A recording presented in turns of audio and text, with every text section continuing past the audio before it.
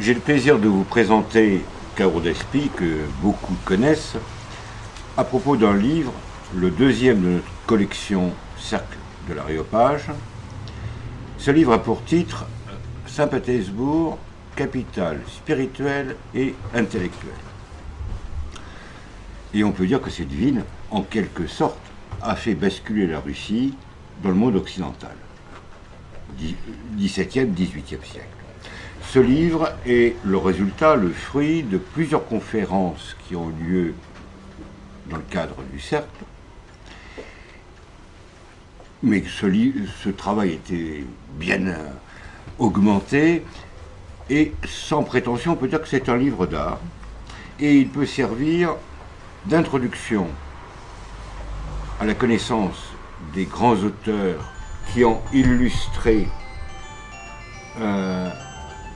la littérature russe, et il peut servir de préparation à un voyage, d'ailleurs que vous-même vous organisez régulièrement. Tout à fait. Alors, ce livre, c'est le résultat de 23 années à Saint-Pétersbourg, réunies en 23 voyages. Mais il est particulier dans ce sens que je ne m'occupe que de la culture, c'est-à-dire que Saint-Pétersbourg est une capitale culturelle, c'est reconnu comme tel, et depuis la création de Saint-Pétersbourg par Pierre le Grand, il a utilisé la culture pour faire une nouvelle Russie, en quelque sorte. Donc vous avez raison, la musique, la poésie, la littérature. Alors je parle des grandes écoles, je parle de toute cette comment dirais-je, oui, cette recherche culturelle que Pierre le Grand a fait pour transformer un peuple qui était resté à l'esprit médiéval et clérical. Il en a fait un pays moderne parce qu'il voulait l'ouvrir commercialement, militairement, tout ça avec l'Occident. Alors oui, alors c'est pour ça que on dit quelquefois Saint-Pétersbourg, fenêtre ouverte sur l'Europe, c'est certain. C'est pas Pouchkine qui l'a dit, contrairement à ce que l'on dit. C'est un Italien qui a écrit un livre sur Saint-Pétersbourg, entre autres sur des voyages qu'il faisait. Alors, moi je connais bien Saint-Pétersbourg, c'est une ville qui m'a passionné dès que je l'ai rencontrée, et que je l'ai piétinée, si j'ose dire. Je suis allé à Saint-Pétersbourg pour présenter un compositeur français qui s'appelle Déodat Séverac. Et à ce moment-là, la directrice d'une association culturelle importante m'a dit « On voudrait effacer 70 ans de bolchevisme. Qu'est-ce que l'on peut faire ?» Alors c'est là que j'ai commencé à m'intéresser à Saint-Pétersbourg, et notamment au ballet russe, qui a été le premier thème que nous avons développé, et ce qui a été l'enjeu d'ailleurs de mon premier livre qui s'appelle Serge Pavlovitch de Diaghilev, un pont entre la Russie et la France. Ce livre est complémentaire en quelque sorte de celui-ci, puisque dans celui-ci je parle de tout sauf de la peinture et de la danse. Et alors que chacun connaît l'école de danse russe, qui est une école absolument extraordinaire, mais qui est née de la culture française. C'est en 1734 que la fille de Pierre le Grand fait venir un maître de ballet pour apprendre à danser au personnel du palais, des palais. Et c'est un peu comme sous Louis XIV qui faisait sa culture en faisant des danseurs. Et bien là, ça a été la danse et la musique. Alors la musique est consubstantielle à la vie de Saint-Pétersbourg, parce que Pierre le Grand a eu l'idée il a eu beaucoup d'idées pour moderniser son pays. Interdiction des barbes, costumes à l'européenne, et surtout, on leur apprenait de la musique européenne et la musique russe, si tant est qu'il y ait eu vraiment une musique russe, n'était pas prise au sérieux. En fait, c'était surtout de la musique liturgique.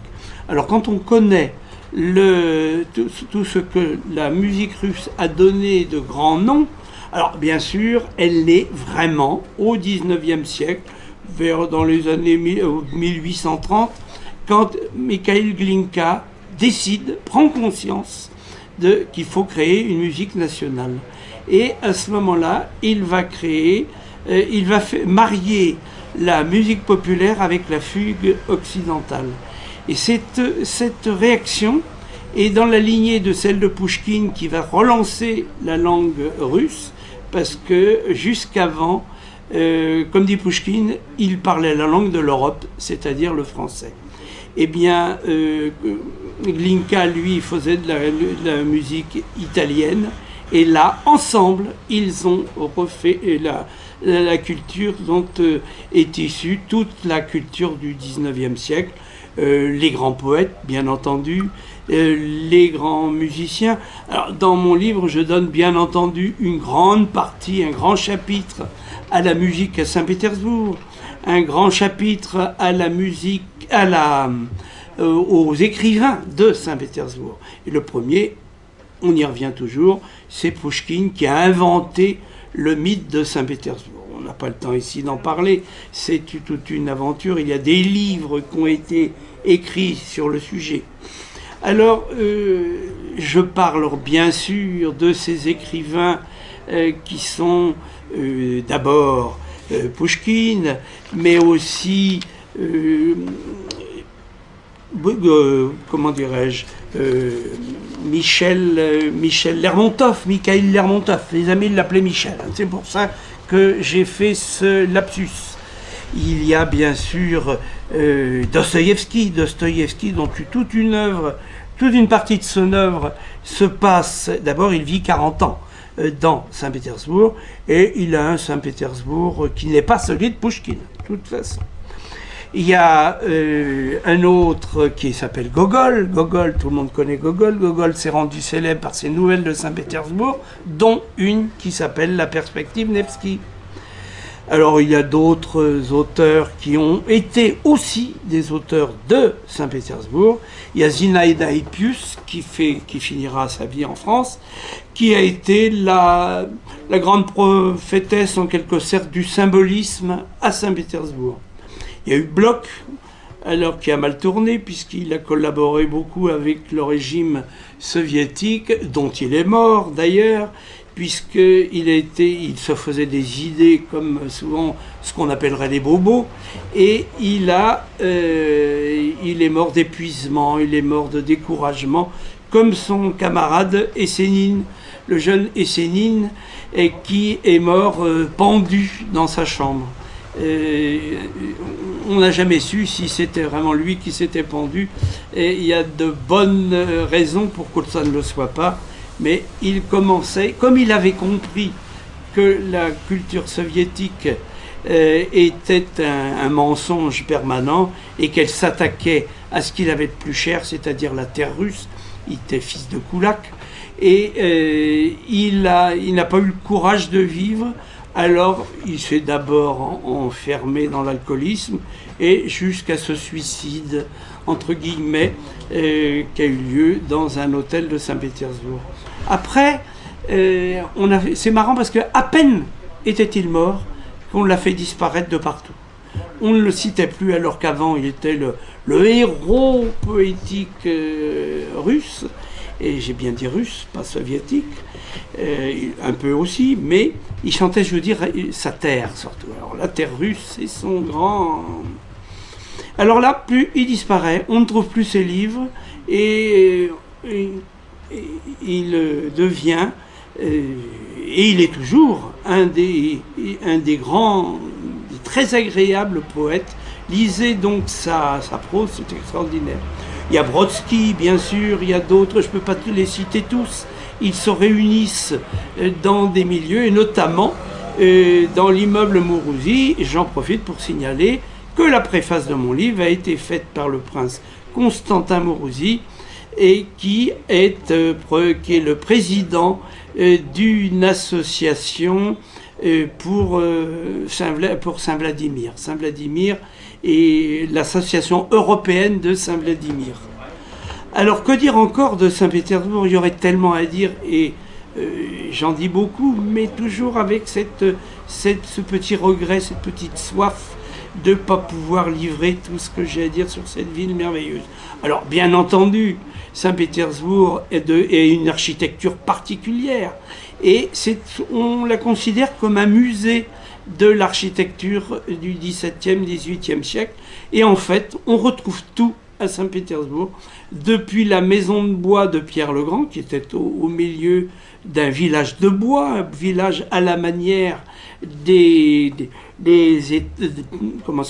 autres villes russes, mais là, très vite, au début, Pierre le Grand n'a pas l'intention de faire une ville, il a simplement fait une forteresse, et pour défendre le pays contre les Suédois qui veulent attaquer le pays. Alors, cette première maison, très vite, il va faire venir des architectes parce qu'il veut dérussifier les Russes. Et il fait venir des architectes italiens, des Allemands, Français et des urbanistes qui sont français. Alors au début, français ou italiens, enfin, c'est toujours un mélange d'Européens. Au début, il va demander à Trésigny de faire un modèle type, parce que c'est un organisateur et un gestionnaire, et tout le monde, selon son rang, doit avoir tel style de maison. Mais la fantaisie aidant. Et alors, au début, ce qu'il veut faire, c'est une maison dans le style... pas une maison, une ville dans le style d'Amsterdam, qu'il connaît bien, parce qu'il a travaillé, il a vécu à Amsterdam. Et mais quand il va venir en France, en 1726, je crois, je ne me souviens plus de la date, il va être estomaqué par Versailles, et il va demander à Leblond, un architecte, de venir faire le plan de Versailles, le plan de Saint-Pétersbourg, qui est basé autour de 3 avenues, comme les 3 avenues qui partent du château de Versailles. Versailles va être un des modèles, bien entendu, et va être encore un des modèles chez ses successeurs, puisque la France va avoir beaucoup d'importance dans la culture russe, jusqu'au XIXe siècle, où les slavismes vont essayer de faire une autre architecture. Alors ce qui est amusant, c'est qu'à côté du théâtre Alexandrinsky, un beau théâtre dorique, vous avez un immeuble qu'on appelle de style russe, un style médiéval, et qui n'a donc plus rien à voir avec Saint-Pétersbourg. Et un des immeubles, enfin des monuments les plus célèbres de Saint-Pétersbourg, c'est la cathédrale sur le sang versé, qui elle est vraiment dans un style russe. C'est en 1883, je crois, quand Alexandre III veut re-russifier et faire disparaître l'architecture, pas d'y faire disparaître, non, remplacer l'architecture néo-baroque ou classique par un style de coupole, enfin bon, c'est pourtant cette église que l'on représente partout pour représenter Saint-Pétersbourg. Mais ça fait partie des choses que l'on croit éternelles et en fait qui sont récentes, comme les poupées russes, qui ont été inventées à la fin du 19e siècle et même vraiment en 1901, et qui maintenant paraissent comme de tout temps être le symbole de la Russie. Alors, venez visiter Saint-Pétersbourg, vous ne serez pas déçus. J'organise effectivement pour des associations des voyages à Saint-Pétersbourg. Le prochain est prévu du 16 septembre au 23 septembre. Et le livre va être disponible dans les jours qui viennent. Je vous invite à venir à l'acheter parce que c'est quand même un très beau livre. Et puis vous pourrez le trouver bien sûr chez votre libraire habituel et pourquoi pas ici au parloir du Vieux Colombier. Ça va ?